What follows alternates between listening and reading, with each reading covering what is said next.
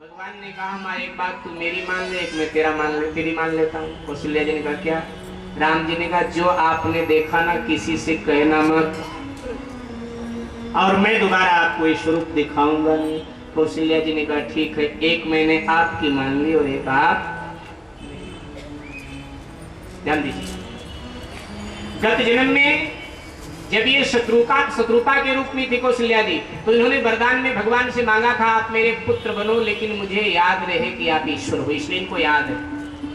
दशरथ जी ने मांगा था, ये मनु थे, स्वयंभू मनु, इन्होंने मांगा था जब आप मेरे पुत्र बनो तो मैं केवल आपको पुत्र मानूं, मैं भूल जाऊं आप भगवान हो, और आप मुझसे बिछुड़ जाओ तो आपकी याद में मेरा प्राणांत हो जाए। इसलिए दशरथ का तो प्राणांत हुआ, लेकिन कौशल्या जी का नहीं हुआ, क्योंकि उनको पता है जिसे वनवास दिया गया है वो साधारण व्यक्ति नहीं, वो ईश्वर।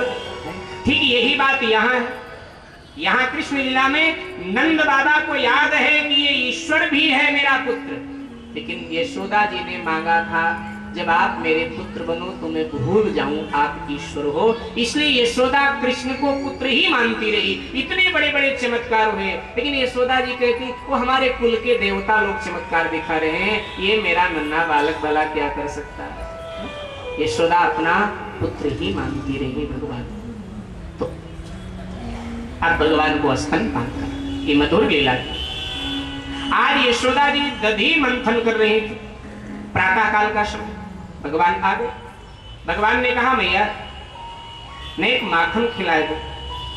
मैया ने कहा लाला बासी माखन खाने से तबीयत बिगड़ेगी, ताजा माखन तैयार होगा तो अभी थोड़ी देर रुक जा, खिला दे, दधी मंथन करने दे। भगवान ने मथानी पकड़ लिया, नहीं मुझे माखन चाहिए। मैया ने झटका, भगवान ने अपनी तरफ झटका तो मथानी मटकी में लगी, मटकी फूट गई। जो माखन थोड़ा बहुत तैयार हो रहा था बहने लगा, दधी बहने लगा। माँ को क्रोध आ गया। गांव देहातों में दूध दही के बर्तन फूट जाएं तो माताएं बहुत बड़ा अपशकुन मानती हैं। तो यशोदा जी ने कहा इतना बड़ा अपशकुन? ये मटकी हमारे सासू के हाथ की थी, तूने फोड़ दिया, तू बड़ा नटखट है, ऐसे नहीं, आज तो मैं तुझे बांध करके मारूंगी। मैया आज बहुत क्रोधित हो गई क्योंकि लाला ने अपशकुन कर दिया सुबह सुबह। अब मैया रस्सी ला रही है भगवान को बांधने के लिए, लेकिन भगवान कहाँ बंधने वाले। भगवान ने सोचा सारा संसार मैंने बांध रखा है, मुझे ये माँ बांधना चाहती। तो सुबह से दोपहर हो गया लेकिन भगवान बंध नहीं रहे। जो रस्सी लाए वही छोटी, जो लाए वही छोटी, पसीने पसीने हो गई माँ, लंबी लंबी सांस लेने। इधर भक्ति ने भगवान के हृदय में बैठकर भगवान को फटकार लिया। भक्ति ने कहा भक्ति से बड़े नहीं हो, बड़े भगवान बने फिर रहे, बन जाओ। और जब भक्ति कहे तो भगवान को बंधना पड़ता है। भगवान स्वयं बोले अहम भक्त पराधीना, मैं भक्ति के अधीन हूं। जब भक्ति ने फटकार लगाई तो भगवान लघु हो गए। मैया रस्सी लाई दूसरी, भगवान बंध गए। भगवान के उदर को, उदर यानी पेट, पेट को संस्कृत में उदर बोलते हैं। भगवान के उदर को मैया ने दम यानी रस्सी, दम से भगवान के उदर को बांध दिया। भगवान का एक नाम हुआ दामोदर। भगवान कृष्ण के अनेक नामों में से एक उनका नाम है दामोदर। दामोदर का अर्थ है जिसके उदर को दम से बांधा गया हो, जिसके पेट को रस्सी से बांध दिया गया हो। बोलो दामोदर भगवान की जय। और अब भगवान को उखल में मैया ने बांध दिया और रूठ कर मैया भीतर गई। तो भगवान ने सोचा कि अब ऐसे तो बात नहीं बनेगी, कोई अद्भुत लीला कर दूं तो मैया फिर बंधन से खोल देगी, मुझे प्यार करेगी। मैया भीतर, भगवान ने क्या किया, भगवान उखल को लेकर के थोड़ा बाहर निकल गए। नंद बाबा के द्वार पर इधर भी मालार्जुन के दो वृक्ष लगे थे, उनके मध्य से भगवान गुजर रहे थे। उखल फंस गया। भगवान ने जैसे जोर से खींचा तो यमाल अर्जुन के दोनों वृक्ष उखड़कर गिर पड़े। उनमें से दो दिव्य पुरुष निकले, भगवान की स्तुति करते हुए अंतरिक्ष की ओर चले गए। सब ब्रजवासी नंद बाबा यशोदा मां सब भगवान को बंधन से मुक्त किया। सब चिंता में, अरे ये इतने मजबूत वृक्ष कैसे उखड़ गए। नंद बाबा कहने लगे हमारे परदादों के जमाने के वृक्ष हैं, ये उखड़ गए कोई बात नहीं, लेकिन इनमें से 2 दिव्य पुरुष निकले, वो कौन? चर्चा पूरी। परीक्षित महाराज ने सुखदेव जी से पूछा है। सुखदेव जी महाराज ने कहा, एक कुबेर के पुत्र हैं नल, कुबर और मणिकृत। ये दोनों एक बार अपनी पत्नियों के साथ नग्न क्रीड़ा कर रहे थे। अचानक देवर्षि नारद आए, उनकी दृष्टि पड़ी। उन्होंने कहा, तुम्हें समाज की मर्यादा का भय नहीं, तुम सामाजिक मर्यादा का उल्लंघन कर रहे हो। कहने लगे, हम देवता हैं और ये हमारी पत्नियां हैं। बोले, देवता हो तो क्या हुआ, ये तुम्हारी पत्नियां हैं तो क्या हुआ, सामाजिक मर्यादा का पालन करना ही चाहिए। तुम दोनों ने सामाजिक मर्यादा का उल्लंघन किया है, इसलिए हम श्राप देते हैं, दोनों वृक्ष हो जाए। जो सामाजिक मर्यादा का उल्लंघन करता है उसे वृक्ष की योनि में जाना पड़ता है, इसलिए सामाजिक मर्यादा का पालन करना चाहिए, कभी उसका उल्लंघन नहीं करना चाहिए। देवताओं को भी ये दंड भोगना पड़ता है। कुबेर के पुत्र हैं, फिर भी श्राप दे दिया, वृक्ष हो जाओ, भगवान ही तुम्हारा उद्धार करेंगे। आज भगवान कृष्ण के द्वारा दोनों का उद्धार। लेकिन नंद बाबा सहित सभी ब्रजवासी चकित हुए। नंद बाबा कहने लगे, हमारे यहाँ जब से बच्चे का जन्म हुआ तब से गोकुल गांव में उत्पात होता है, हम गोकुल में नहीं रहेंगे। पंचायत बुला लिया, कहाँ जाओगे बाबा? बोले, हम वृंदावन में जाएंगे, रातों रात चले जाएंगे, कंस को पता भी नहीं लगेगा, वो हमारा पीछा करना भी बंद कर देगा। हमको लगता है हर उत्पात के पीछे कहीं न कहीं कंस का हाथ। तो सबने कहा, बाबा जहां आप जाओगे वहीं हम जाएं। गोकुल गांव से रातों रात उजड़ करके ये लोग वृंदावन में बस गए। वृंदावन आज जैसा नहीं था, उस समय वन ही था, आज जैसा शहर नहीं था। ऊंचे ऊंचे टीले देख करके सबने अपनी सुविधा के अनुसार वहां घर बना लिया है और अब भगवान वृंदावन में क्रीड़ा कर रहे हैं। तो वृंदावन खेलत नंद लाला भयवहिए आनंद विशाला। श्याम राधे श्याम, श्याम राधे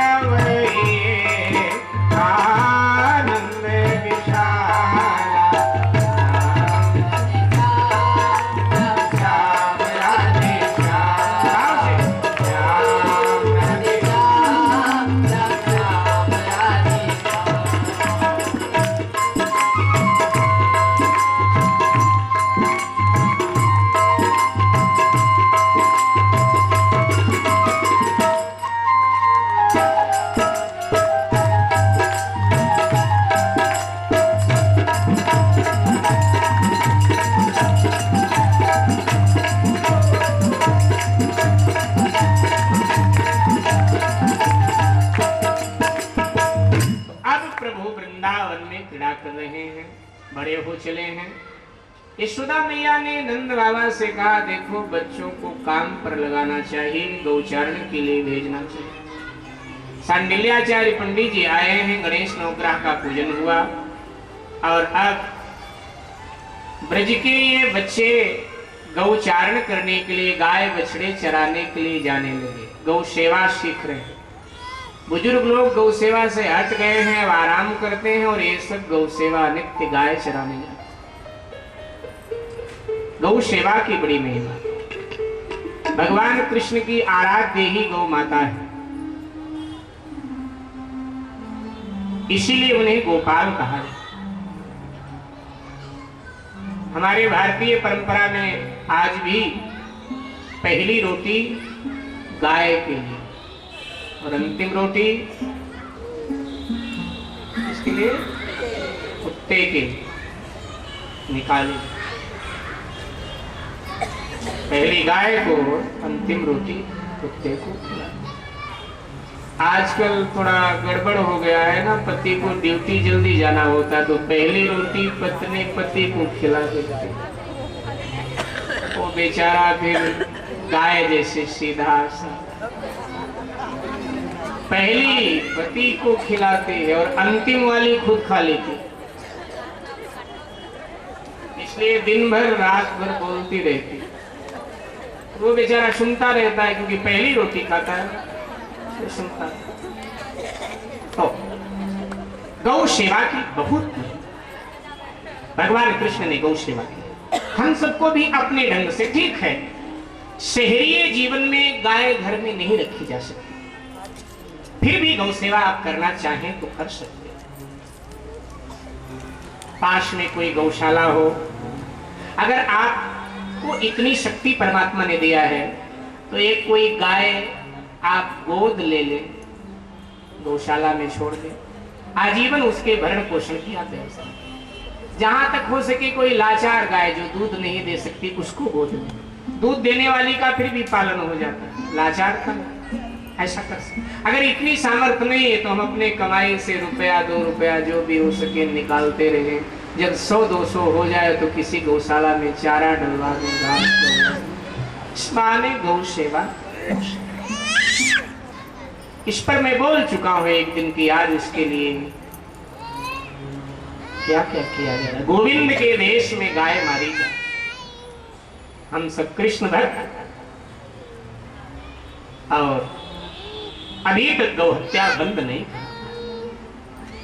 मुगल शासन जब था, अकबर के काल में गौ हत्या नहीं होती थी हमारे देश में। इतिहास इस बात का साक्षी। अकबर के राज्य में गौ हत्या पर पाबंदी थी और आज स्वतंत्र भारत में गौ हत्या हो रही। स्वतंत्र आगे तो और न जाने क्या क्या होने जा रहा है। हम हाथ पर हाथ धरे बैठे रहे तो और न जाने क्या क्या हो जाए। नित्य की भांति प्रभु आज भी गाय चराने आए थे। दोपहर का समय ग्वालों ने कहा कि महाराज भूख लगी है, तो भगवान ने कहा ऐसा करो, बन के वृक्षों के पत्ते तोड़ तोड़ के ले आओ। ले आए, सब गोलाई में बिछा दे। और अब भगवान ने ग्वालों से कहा भाई जो लाए हो अपने अपने घरों से ना सब इसी में डाल दो। सबने डाल दिया, मिलजुल कर हास परिहास के साथ भोजन करने, सामूहिक भोजन करने, सामूहिक भोजन मिलजुल। भोजन के साथ साथ छेड़छाड़ भी हो रही है। भागवत जी में लोटम पोट शब्द आया कि भगवान इस तरह से ग्वालों से मजाक कर रहे हैं कि ग्वाले लोटम पोट हो रहे हैं, हंस हंस के खा रहे हैं, छीना झपटी करते हैं, हास प्रयास करते हैं। मनोवैज्ञानिक लोग भी मानते हैं कि हास प्रयास के साथ भोजन किया जाए तो वो जल्दी पच भी जाता है और तो व्यक्ति खा भी थोड़ा ज्यादा जाता है, ज्यादा खा लेता है। तो हास प्रयास सब हो रहा है, एक दूसरे का जूठन छीन झपट के खा रहे हैं। अब ये और कोई तो देख नहीं रहा था, लेकिन देवताओं से कुछ छुपा नहीं रहता है। ब्रह्मा जी महाराज ब्रह्मलोक से देख रहे थे और सोच रहे थे भगवान कैसे जूठा खा रहा है ग्वालों। भगवान को तो बड़ी पवित्र वस्तु अर्पित किया जाए तो भगवान खाता है, तो जूठा खा रहा है। ये भगवान नहीं है, कोई ग्वाला ही है, वो भी समझदार नहीं, कोई मूर्ख ग्वाला है।